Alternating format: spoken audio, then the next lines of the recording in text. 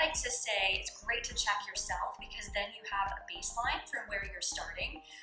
You might get diagnosis from your OB or from your pelvic floor PT, and they might be a little bit different because some people, feel it differently. But I like for my students to test themselves so that you know what it feels like, so that you can go back and retest yourself, because you're probably not going back to your OB every 4 to 6 weeks to reassess your diastasis. So it's a really good idea for you to know what your baseline is. So I'm going to show you how to do it, and there are 2 parts to it. So there is the width of the diastasis, and there's also the depth. And the depth is actually more important than the width.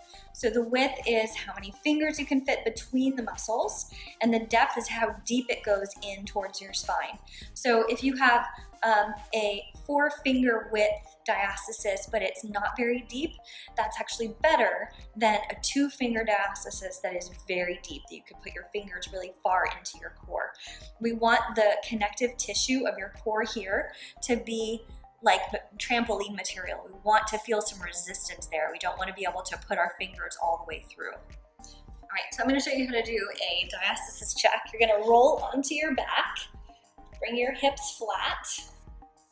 With your non-dominant hand, you're going to take your hand behind your head and then lift your head a little bit off the floor. And take the other hand and bring your fingers like this. Close your fingers together. You're going to turn the pads of your fingers towards your face, and then take your fingertips into your sternum.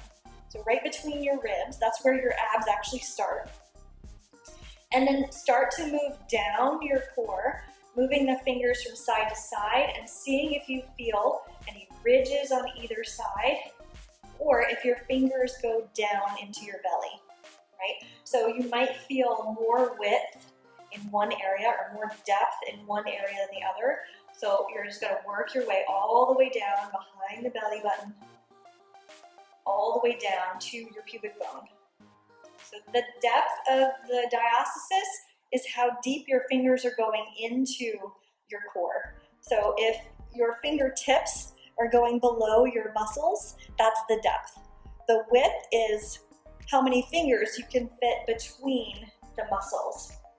So you might have no diastasis up here above your sternum, where your sternum is. You might have more between your belly button. So it might be 1 finger at your ribs and maybe 2 fingers behind your belly button, meaning that you can fit 2 fingers between the 2 ridges. Okay, so when you test, use your test that you've done today as a baseline and see what you feel as you're doing core work, and as you're strengthening your core, see if you feel some shifts in the depth and the width of your diastasis. So check often, probably every 4 to 6 weeks. Write down your numbers, write down where you feel it, the width of it, the depth of it, and then check back in as you're doing your core work.